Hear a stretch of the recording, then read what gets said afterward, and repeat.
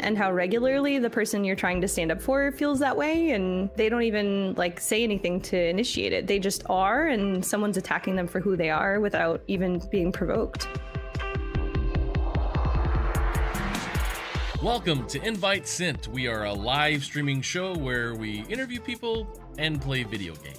Help is on the way, dear. Did he make it in? Did he get all 20? Yes, way to go. If you'd like to be on Invite Sent, be interviewed, and play video games, please go to 𝗥𝗲𝗃𝗀𝗃 and request to be on the show. And I'll let you know if the invite is sent. Yeah, get him.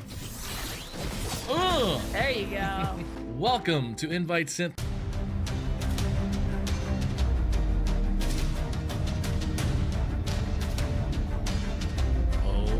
Boom! It's an issue with our industry for sure. Yeah, I mean, you know, Bubba, being in the fighting game community is a hot take for anybody watching. If you're feeling uncomfortable, imagine how often and how regularly the person you're trying to stand up for feels that way, and they don't even say anything to initiate it. They just are. Hello, and welcome to Good Morning Gamers. That's right, Good Morning Gamers. Hello in the chat. We are live on multiple platforms. Today, as always, Kick, Twitch, Twitter, 2 Twitters, 2 YouTubes, LinkedIn, Facebook, Instagram, TikTok. Thank you guys for being here today. Really appreciate it. We've got a really fun show in store, a really important show, I believe. And we've got some amazing guests that are going to come and talk about the things that are important. Hello, Sophia. Welcome to chat. Margie, hello. Welcome. Thank you guys, John, for being here all over the platforms. If you got questions today, please drop them in the chat morning.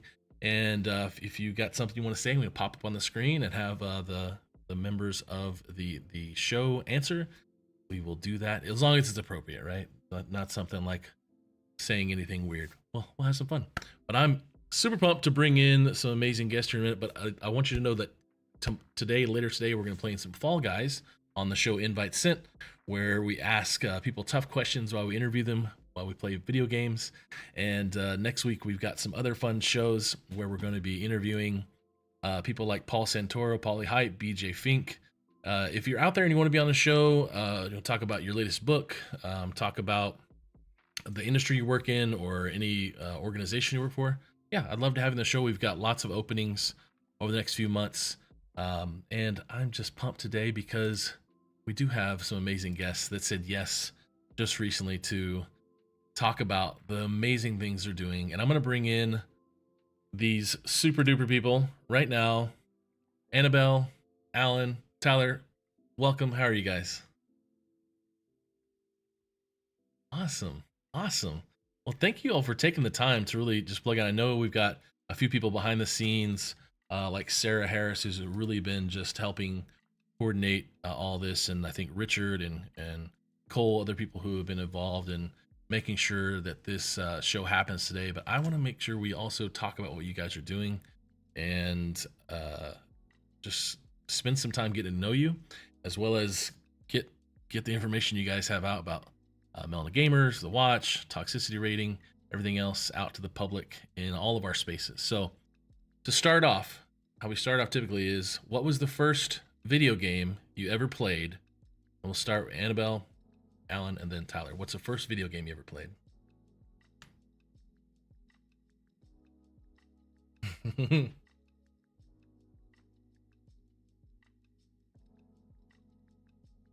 Oh, okay. Yeah. Diddy Kong. Okay. Very nice. Okay. Alan?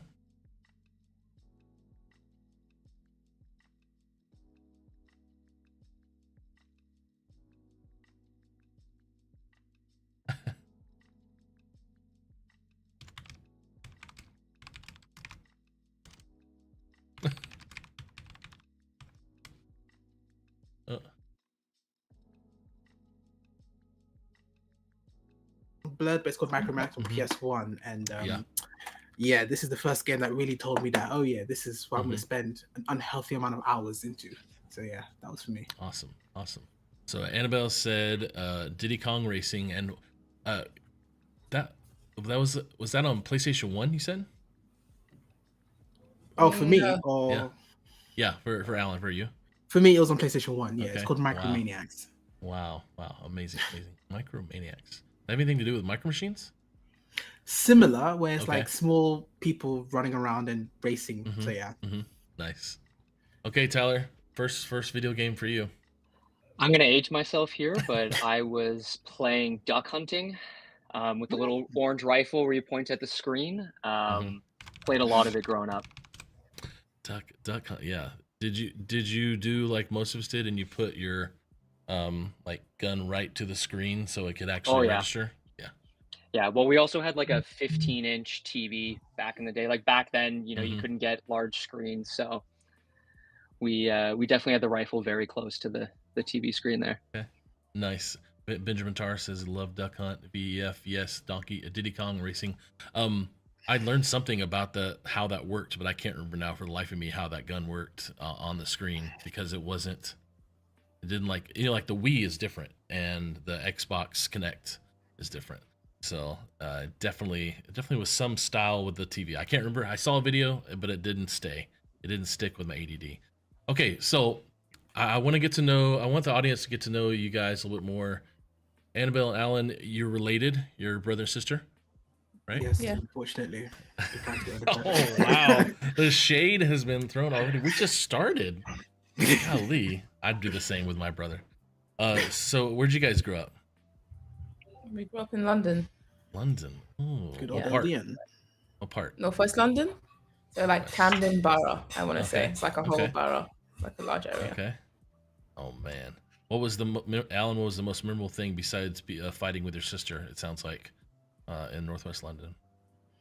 I don't know. We can be pretty Actually, I'm gonna show my age a little bit, but I grew up during the 2000 era. So for me, it was the times when being a video game nerd wasn't really in fashion. So I always had to like temper my knowledge when it came to it. If I showed too much knowledge to my friends, they'd be like, Whereas nowadays I can just freely be a nerd and just like it's just really nice. So yeah. I love that. And Tyler, you grew up in Canada? Canada? Is that where you are? Yep. I grew up in Toronto, just a suburb outside of Toronto. Okay, Toronto, nice. And that's from what I understand, like 90% of people live south of some line. They're close to Michigan or the Great Lakes in Canada. And Pretty like much. It gets very cold here. That's why. Okay. All right. Well, I'm in Kansas City, but what games? So, Annabelle, you were playing Apex, and what other games are you playing right now? Rise of the Ronin. Rise of the Ronin. I was just watching Hawkeye with my sons last night, my two older boys, and they were, I don't know if the Ronin, or if you know about the Ronin, the character Hawkeye, and there, but I'm obviously now thinking of Keanu Reeves, and this is probably not the same thing that you're talking about, the Ronin in this game. No, it's. I would compare it to Ghost of Tsushima more than anything else. Right. Yeah, that style of game is really interesting. I really like it. And Alan, what game are you into right now, or games? I'm playing an unhealthy amount of Helldivers, and I'm just spreading managed democracy to the people, to those terminants. Unhealthy amount. Let's use that with Elder Scrolls, World of Warcraft. That's a very common phrase I hear. Unhealthy amount. Sure. Tyler, have you gotten in any games recently? With your friends, Xbox? Yeah, I just finished playing Starfield. You finished? Spent an unhealthy amount of time. Well, I pretty much beat everything you can possibly beat in the game, so I've just been waiting for an update. And I played PUBG. It's kind of like a guilty pleasure of mine. Sure. I know the fan base isn't that big on console, but love the game. Wow. Yeah, 100%. Well, great. Well, I'm glad this kind of gets us kind of familiar with each other, and lets the audience kind of chime in a little bit. If you guys are in the chat, feel free to drop in your favorite game, or maybe your first game, or what you're playing now. Love to hear from you guys on what you're playing. I want to jump into what Melanin Gamers is. I'd love to hear the history, the catalyst for it starting, where and when it started. Annabelle, can I lean on you for this to direct us on what is Melanin Gamers, when did it start, and why? Sure. What is Melanin Gamers? It's a gaming community that promotes diversity and inclusion in the video games industry. We do that threefold in esports, content creation, and actually working in the industry. So we put on panel talks. We work with a lot of schools and colleges and universities. I guess you guys say colleges for universities, but colleges here is like between, I want to say like 16 and 18. That's when you go to college or sixth form. So we work a lot with them to promote not esports, gaming. Why did we start Melanin Gamers? Also, we have a D&I consultancy as of last year. The reason why we started Melanin Gamers is loads of different things. More representation in gaming to make the online space safer in terms of toxicity, and just promote, like, I suppose, healthy gaming in general. Why it started, loads of different reasons, but there's a story I'll tell it today. Alan is here, but the story involves him. I have two brothers, by the way. That Alan is one of my brothers, and Adam is also another brother. He's younger than both of us, like significantly younger. I knew you were gonna add the significant. You can't help it. He is very much the baby of the family. Yeah. So what happened was Alan was playing Overwatch, and he wanted to make Grandmaster, and he had a team that he'd been like gaming with, and we have an older sister who doesn't know anything about gaming and things like that. And so she walked in, and his own teammates were being really racist towards him, and she was like, pause the game. It's Overwatch, it's an online game, you can't pause the game. That's how little she knows. And she called our parents and like, listen to this, why is his teammates treating him like this? I knew about it, but I was hesitant to say anything because one, that's how gaming is, and two, he wants to make Grandmaster. Like, what? Like, you know, it's very difficult to like step in. Anyway, our parents stepped in, and Alan got banned off the game for 3 months and didn't make Grandmaster. And Adam, I know, I'm sorry. Adam started getting bullied in school, and didn't say anything about it because he saw what happened to Alan as punishment. So something must have been wrong with him to get bullied. And I was like, that is not how the world works. And we shouldn't. And I remember Alan told me something like, who wins if I stop playing? Like, it felt like he was punished from playing his favorite game. And I was like, he's right. And it didn't sit right with me. And I was like, we can't keep doing this. It's wrong. And so I guess that was the needle that broke the camel's back in terms of, you know, enough is enough. Let's do something.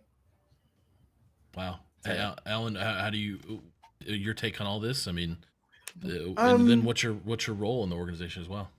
So my take on all this is the story is true, but it's always like nice to like reflect on this story, because to me, I grew up in like the Xbox 360 era, the early 2000s, where it's like that just was like the norm in game, where it's like you jumped on a mic and you just expected it, and it's like having my sister like reflecting back on having my sister like walk into the room and just seeing that kind of behavior, it really like makes me remember like, oh, this is just, to me during that period, this was just normal. But like seeing my sister's reaction to like, this is never acceptable, was always really, really interesting in retrospect.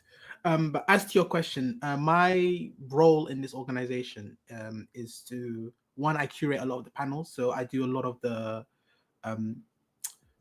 panels that we do when we showcase, because my mind is just so amazing when it comes to video games that my sister just has to lean on me. She just can't help it.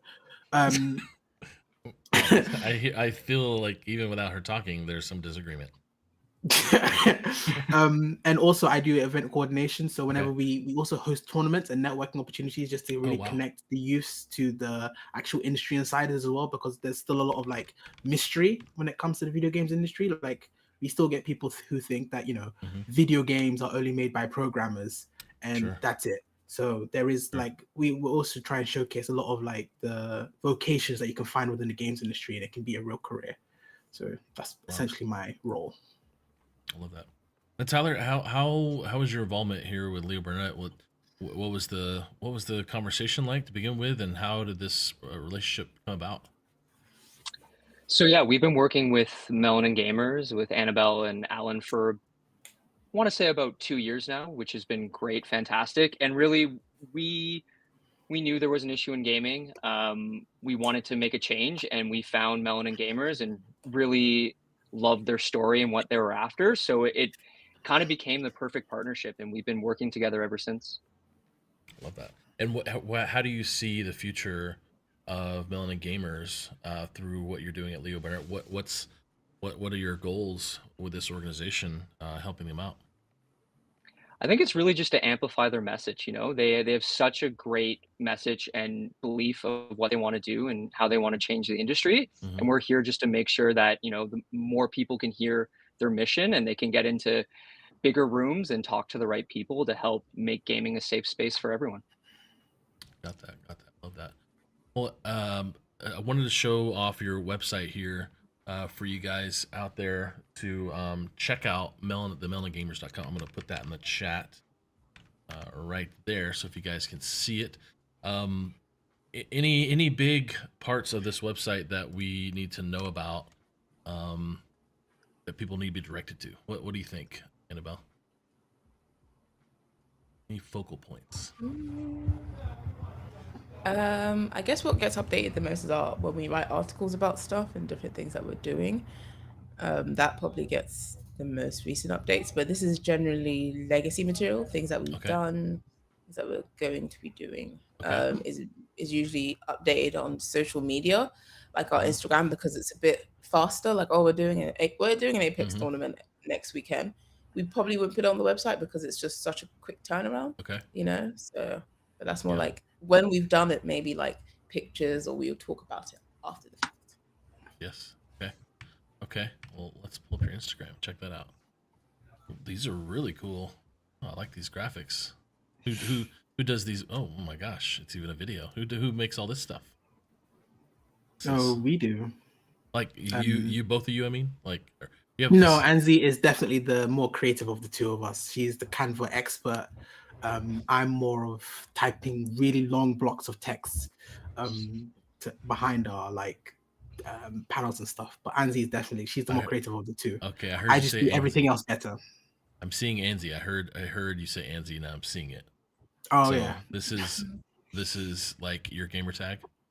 Yeah, it's my nickname that my mum calls me, actually, shortened from Annabel. I don't know why she picked 𝗪𝗀𝗻𝗀, but I made it my my gamer tag, and I added the creatively because I was like, I'm a creative person, so it's creatively 𝗪𝗀𝗻𝗀. Very humble.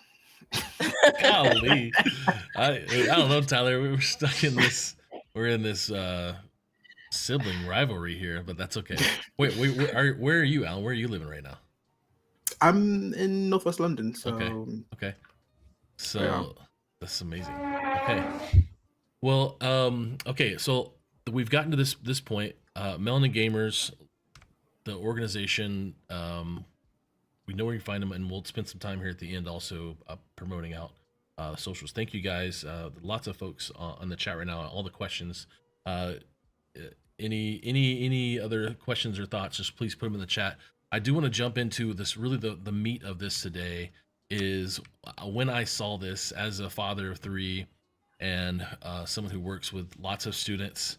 And the nonprofit I run, Video Games and Esports Foundation, we spend a lot of time talking about toxicity and just trying to amplify as well the people who are doing things right. And I think that's you guys. And that's why I reached out so quickly when I saw this and promoted it all over everywhere I could, because it's important. And I want to jump into the watch and to help me identify the difference between the watch, the Melanin Gamers, toxicity rating. What's the hierarchy? How does that all work? Who wants to take that question? I'm confused. What do you mean by hierarchy? Sorry. Well, I don't know. Like, Melanin Gamers, is the watch a separate organization, or is that like a program within the Melanin Gamers, or is it initiative? It's initiative. Okay, thank you. So the watch is the initiative. The toxicity rating is the program. Suppose so. Yeah. Yeah. Lost in translation. American Midwesterner here. Sorry.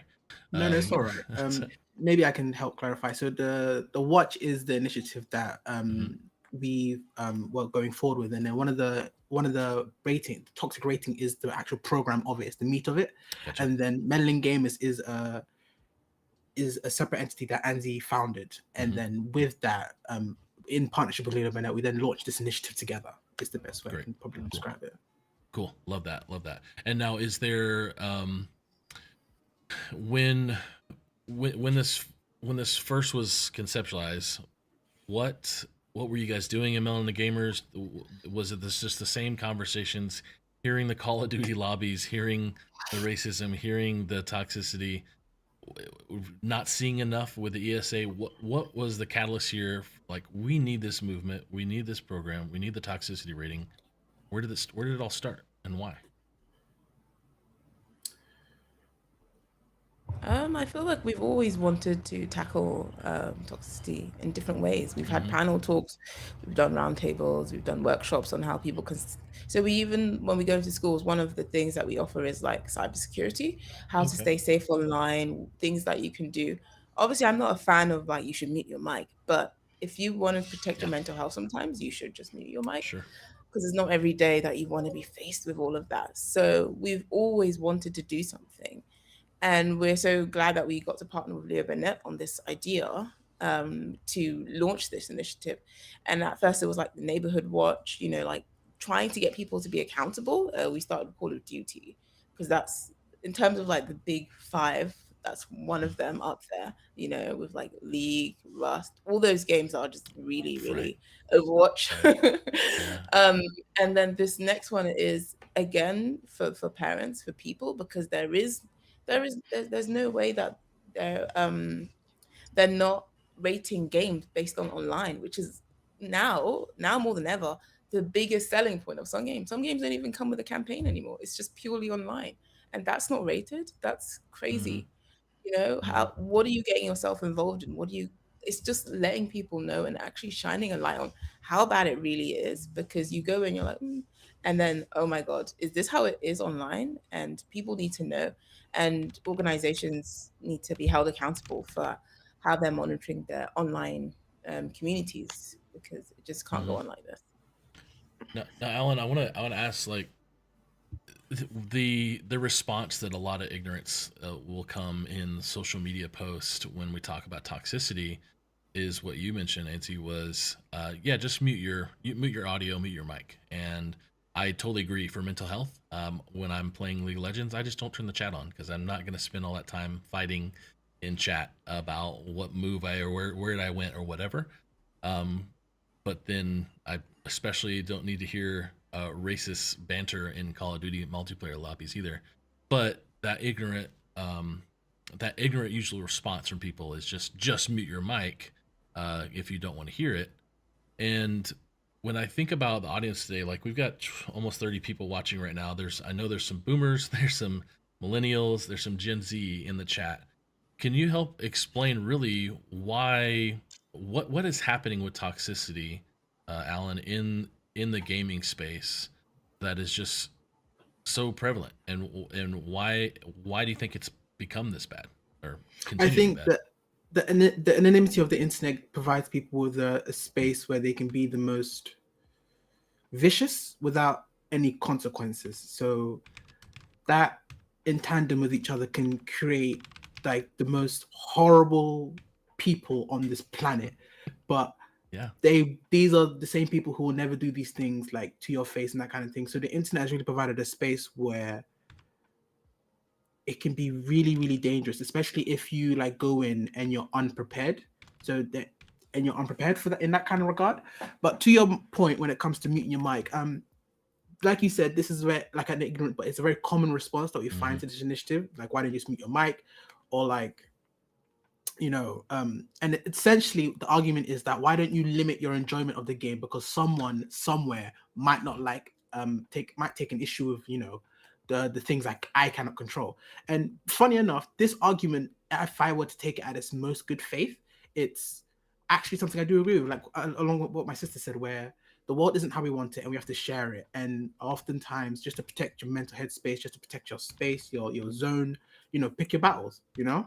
So, but oftentimes, maybe Andy's right, I do say oftentimes quite a bit. Oftentimes, this argument is not said in a way to protect the individual. It's used as a license to allow trolls to like hurl abuse and toxicity at others.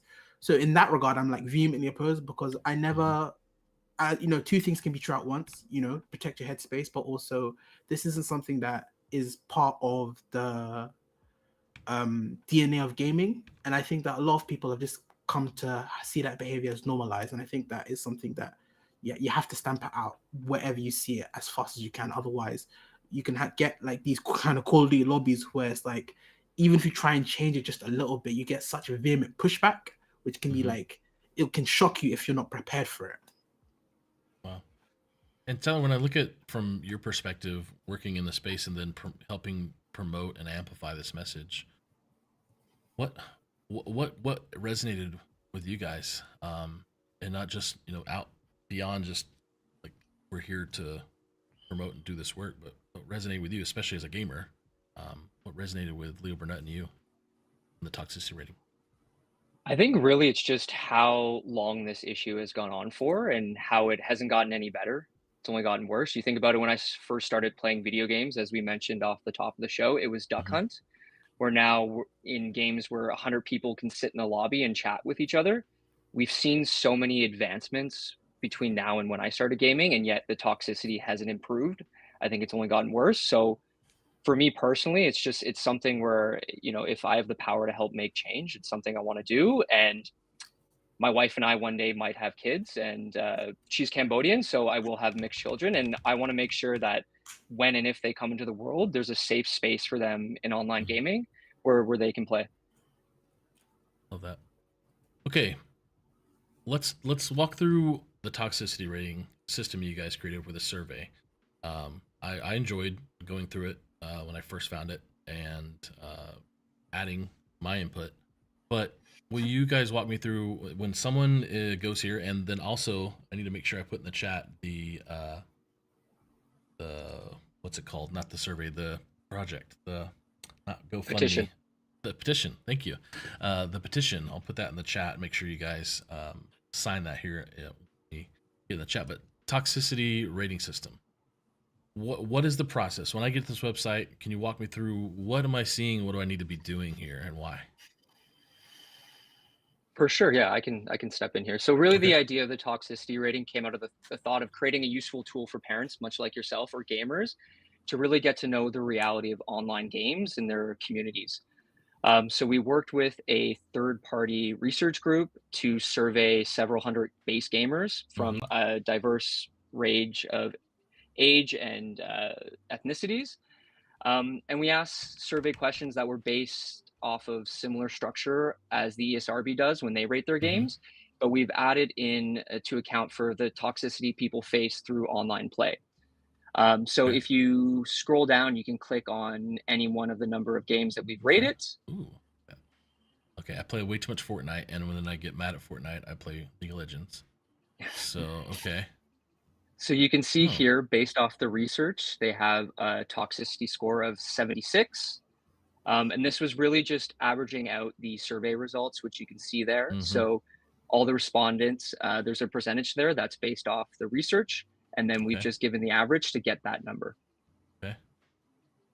So do you feel like if, let's say, 1,000 more people take this, anybody in the list here, if 1,000 more people respond, the percentage is going to change? I guess what's the number of people that have submitted, let's say, for Fortnite? Do you know those numbers, like the amount of people who have submitted the survey to get these numbers, the sample size? So the sample size per game, I don't have the exact numbers. It was a base of several hundred gamers. And then we do have the survey live right now, so people can go on, and we are planning to update the results. And the idea behind that is, you know, if you get a larger sample size, you get true data numbers, but also if, you know, games like Minecraft or Fortnite, if the developers actually enact change and help with toxicity, we might be able to see those numbers go down based on the initiatives they're doing on their end. Okay. Love this. Alan, when you look at this, list, what are you surprised about, or what are you not surprised about when it comes to these first 5 here we have? I think that there's a lot of games that kind of go underneath the radar because of the kind of games that they are. So a lot of people will be like, "Oh my gosh, Minecraft! Why is that up there?" Or like games like Roblox and games like these are games that are targeted towards a lot of young people, and the amount of freedom in these games can be very scary. And I don't mean freedom as in like the game mechanics and how the game actually plays, but also the kind of lobbies and the kind of forums that these games can harbor when like there is not enough like care and attention focused on these kinds of areas. You can see like a lot of very like dangerous interactions occur in those kinds of places. So a lot of people are like, but these games are like so childlike and they're so like this and they're so like that. But it's like, that is true, but there's also what can happen when you don't monitor it, especially in the forums and the public discussion kind of places. So yeah, so we got a lot of pushback on that kind of front. But I'm like, it's not just the gameplay itself that can kind of promote that kind of toxicity. It's also the forums that come along with it and the kind of age of the kind of age of gamers that are in those kinds of places. Okay. So Nancy, when I click this survey, I'm able to then rate a game. So I think I did Fortnite. But I'll try Call of Duty because I know I'm a very much turn my mic off. And I really did love what you said, Alan, like why limit your enjoyment because of someone else? So that really hit home with me. But this survey, Nancy, like, okay, what are the typical questions I'm going to get here as I go through? Annabel, if you're able to. Oh. Yep. Okay. Thanks. Kept calling it's you just Nancy, like sorry. it's okay. You can call me Nancy. Everyone else does. It's just your experience of the game, and different things that will alert us as to, I guess, I can't remember everything on the survey, but I think it talked about profanity and different things that you would experience, mostly all online, how the online spaces, because that's what our focus is on. How is your experience online? So that is going to take you through like different questions as to what do you experience online, you know, that's essentially. Sorry, go on. Well, I was just going to say, as me as a white male, a cisgender white male compared to African-American male, as we may see here in the States, and compared to someone in the LGBT community, plus community, and or just cis female, like we're all gonna answer this first question differently, right? And so, is there data on who's answering, or maybe what they identify as? Any chance later? Yeah, so at the very end of the survey, we do ask those questions. So people can fill out where they're from, what they identify as, and that. So we do have that data, and we will be sharing that out as we get more of it. But really, this survey right here, we're blending a bit of what the ESRB already asks, so just common questions. And then what we've done is we've added in the focus on what the online community experiences, which is, you know, do you experience racism, gender discrimination, violence towards others? So do people threaten you during the game? Is there crude humor or controlled substance conversations? And this is all while playing the game online and interacting with the online gaming community. Okay. And Alan, I want to come to you. It's funny, I was just talking to Max J at the ESRB. I gave the link to the show, so hopefully he drops in the chat and says something, because this is kind of also the push to help recognize, give that rating system the same kind of focus it has with the ESRB. But Alan, you were going to say something. I apologize. Go ahead. No, it was something along those lines where it's like, oftentimes, well, Jesus, a lot of the time, these kinds of like reviews are a little bit slow on the uptake, especially how fast the industry moves. And I think that when it comes to the online aspects, like Anzi was saying earlier, we as a industry, we're still very slow on the uptake of actually like monitoring these kinds of spaces and like what exactly do we want to have as a community? What do we want our community to look like when we're playing these games? And a lot of these, like quite a few companies are just taking like a backseat approach where they want someone else to try and like solve this issue rather than take it upon themselves to try and solve it. So we're saying the accountability is for everyone. So let's have everyone try and come up with a solution for this issue. Okay. Well, I want to finish this up, but I also don't want to give bad data. I just want to get to the last page. I want everybody to see the pages, and see what kind of questions you get. And it is very true that as I go through Call of Duty here, I do definitely think of the toxicity. What I tend to call it is hyper domestication, hypersexualization as well with females in the game, which there's honestly great content out there. If you guys haven't seen it, on short form content of people like 𝗏𝗏, who she gets told in the first round of a multiplayer map to go in the kitchen and make a sandwich, and then by map 2 she says activating sandwich mode, and she destroys all the guys and they have nothing to say, obviously. And so I love those videos, because yeah, there's so many great athletes out there and players, and it's a sad thing. But with this rating system, where do you want, what do you want to accomplish? What do you want people to know? What do you want to fix in the industry? What needs to be said? Like, what are the steps and what is the purpose and the goal in a year from now? Where do you want to be with this toxicity rating? I think the first step with me whenever addressing a problem is actually addressing it and saying, yeah, this problem exists. Because even then, it was very difficult for people to admit or say this is a problem. And before we even get to the solution, first of all, look at this problem. This problem exists. There is a problem that needs fixing. And then the second step is, how do we fix this issue? And just showing there needs to be transparency in terms of what we want is hopefully for working with ESRB to make this, that's America's and Canada's.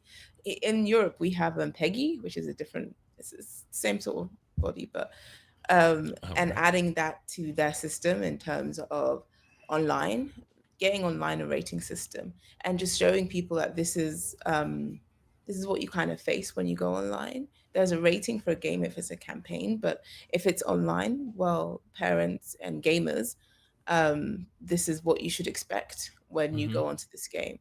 And so it's really important for them to accept that this is a problem, and that this problem has a solution, or also work on the solution as well. So those are the kind of steps for me whenever there's an issue. It's, let's address the problem and accept that there is a problem, and let's work on the solution, and let's have some transparency and accountability.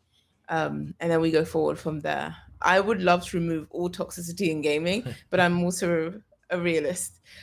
Sure. If we can just lessen it, that would be great, because some people are coming off games, which is what some of the comments that I had, and I've actually screenshot it. Like, they said they've come off games because it was too terrible and it was really bad, and you're losing people. We're losing gamers because of this, and so that's also really sad.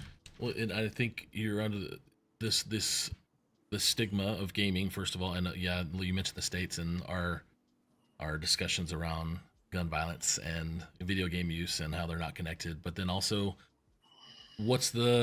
I play pickup basketball 3 times a week, and yeah, we talk a lot of smack to each other, and maybe we talk smack to my friends when we play games, but it's a whole different level, right? It's a whole different level when we're talking about what you guys are focusing on. And I'll say things like, for my 3 boys, we use things like common sense media to figure out what rating a movie should be, and what we look at ESRB for what the game is going to provide, in the sense of, is it E for everyone or whatnot. But common sense media does break down, is there language, is there sexuality in the movies? Okay, my kids can't watch this. So I feel like this is another big step compared to what ESRB has now added on, like cartoon violence and all the other kind of little things. And I think you guys mentioned that in some of your writing. But this is another big step for what's happening inside the game. And I truly appreciate it. Alan, I want to get your thoughts on where you want this toxicity rating to be, and what do you want to see it accomplish?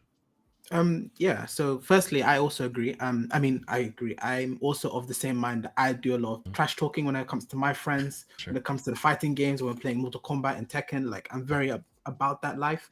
So but having this initiative is very important because there, like you said, there is a very clear, distinctive difference between that kind of trash talking where it's in jest, and that kind of like horror stories that some people have come to us saying how like there can be like persistent campaigns of like hatred being spewed towards someone.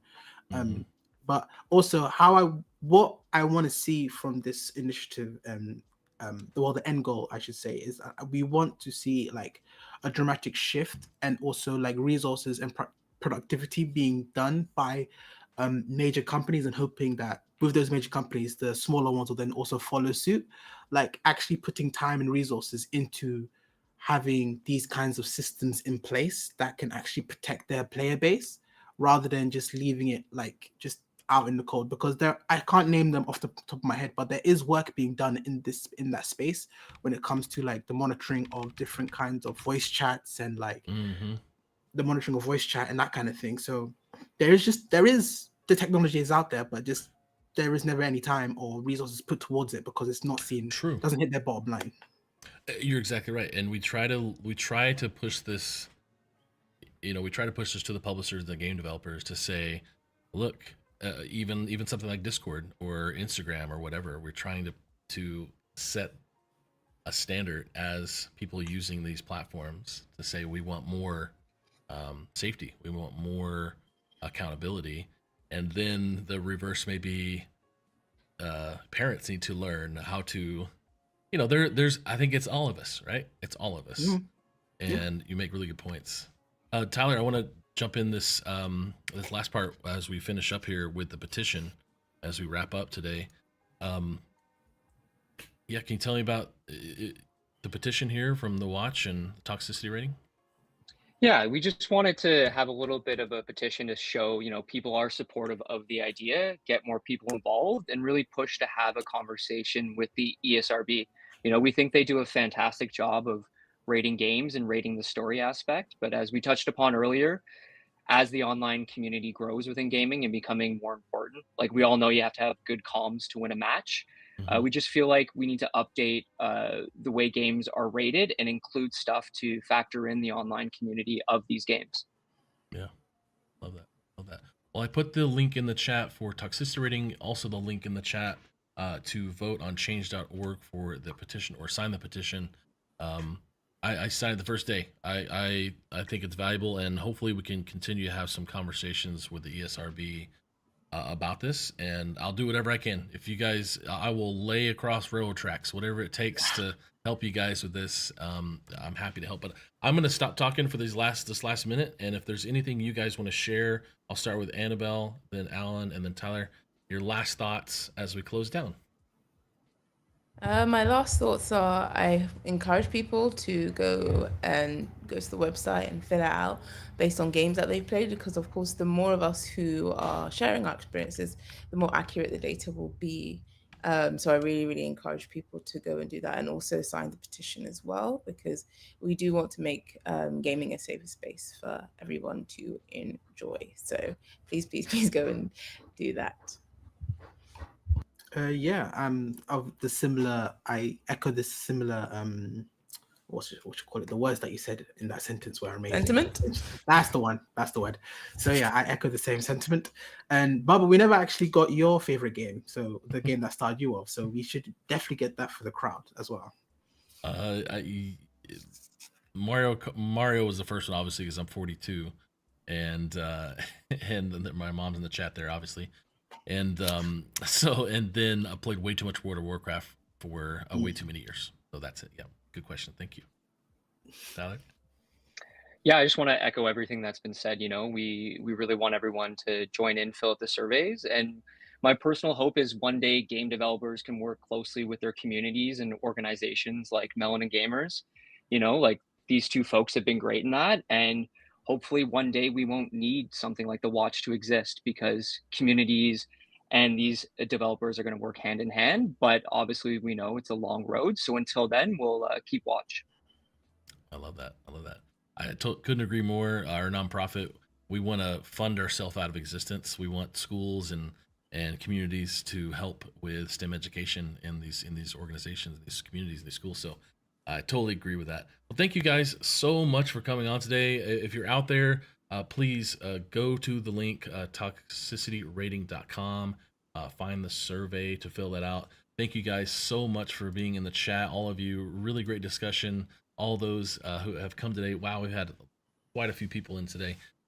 But I really just appreciate what you're doing. Thanks so much for taking the time. Anzi, Alan, Tyler, thank you for coming on today. And let's continue this conversation. If there's people I need to get in front of you guys or put this in front of them, I will do that. And I couldn't say enough good things about what you guys are doing. So thank you so much. Thank you. Thanks for having us. All right, well, I'm going to shut down the show, and feel free if you want to hang out in the control room. I'll be right back to hang out with you guys. Thanks, y'all. Okay. Thank you. All right, everyone, thank you so much for coming today to Good Morning Gamers. Check out another show later today. Zach Teep and I are going to play some Fall Guys on Invite Sent. Appreciate you all coming today. Lots of great discussion in the chat. We will see you here this afternoon. If not, we'll see you next time on Invite Sent, or on Good Morning Gamers, or The Rave Show, or Spotlight. If you're one of those folks that have been laid off in the gaming industry, we're happy to have a conversation and promote what you're doing in the gaming esports space, so hopefully you can find a new career. All right, guys, stay amazing. See ya.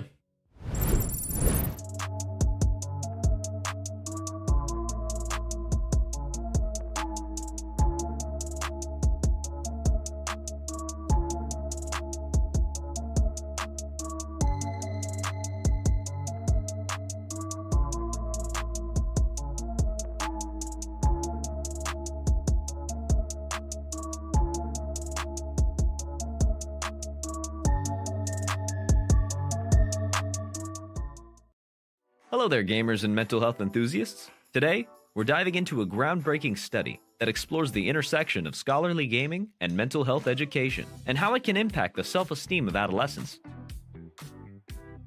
Picture this: a world where scholarly gaming isn't just about mastering technology-based career skills or dominating the world of video game business. No, it's a world where gaming becomes a gateway to improving mental health. 3 visionary educators and a school-based health intervention expert came together to create a curriculum that aligns with academic guidelines from the International Society for Technology Education. This curriculum spans 40 lessons, delivered over 14 weeks with a minimum of 120 minutes per week. But here's the twist: 83 schools were invited to participate, but they were divided into 2 groups, those with mental health moments and those without. The non-mental health moment group got the scholarly gaming curriculum alone, while the mental health moment group got an extra layer of education.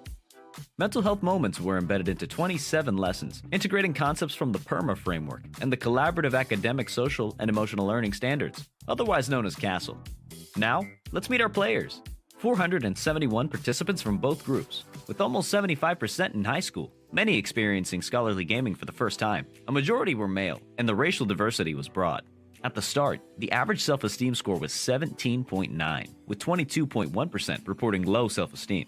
But hold on, the game's just beginning. As the study progressed, it revealed some fascinating results. While 57.7% of participants with low self-esteem at the beginning reported average self-esteem post-intervention, the mental health moments group stole the spotlight. Self-esteem scores improved by 8.3% in the mental health moments group, compared to no change in the non-mental health moments group. How's that for a power-up?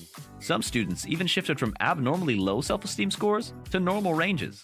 The message is loud and clear. Educators, healthcare providers, and adolescent advocates pay attention. Non-traditional educational instructions, like scholarly gaming, combined with mental health moments, can significantly improve students' well-being. And there you have it, a journey through the power of scholarly gaming and mental health moments. Remember, your self-esteem matters, and sometimes, all it takes is a little extra support to level up. Thanks for joining us on this adventure. Until next time, keep gaming, keep learning, and most importantly, keep believing in yourself.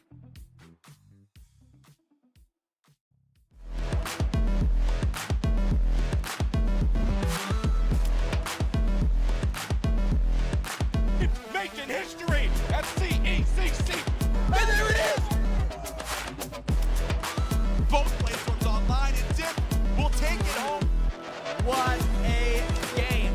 Take a victory lap, take a bow, and take the headsets off and start to yell.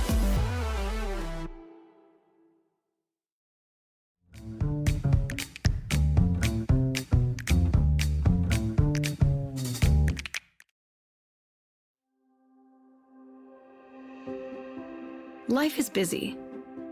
Every day we ask questions like, what's happening today? What should I wear? How am I going to fit everything in? But then there are bigger questions like, why am I here? What's my purpose? Where am I heading? Is there more to life than this? These are some of life's big questions, but there's rarely enough time to think them through. That's why Alpha exists. Alpha is a place to explore life's big questions in a safe and open environment. It's a series of sessions where anyone can share their thoughts and opinions and ask questions without feeling judged. When you come to an Alpha, you'll notice that first, there's food. Whether it's a full meal or a light snack, this is the time to get to know each other in a casual setting. Next, you'll watch an Alpha talk. The talks are created to engage and spark conversation. They explore big issues around faith from a Christian perspective. After the talk is a time for discussion. This is the most essential part of any Alpha. It allows everyone to share their own opinions on the ideas presented in the talks. It's a time for people with different thoughts, beliefs, and experiences to ask honest questions and have open conversation. Every week, there are guests coming for the first time to an Alpha in their community. Alpha is for everyone, regardless of background or beliefs. There's no pressure, no follow-up, and it's completely free to attend. Come and explore life's big questions. Find an Alpha near you today.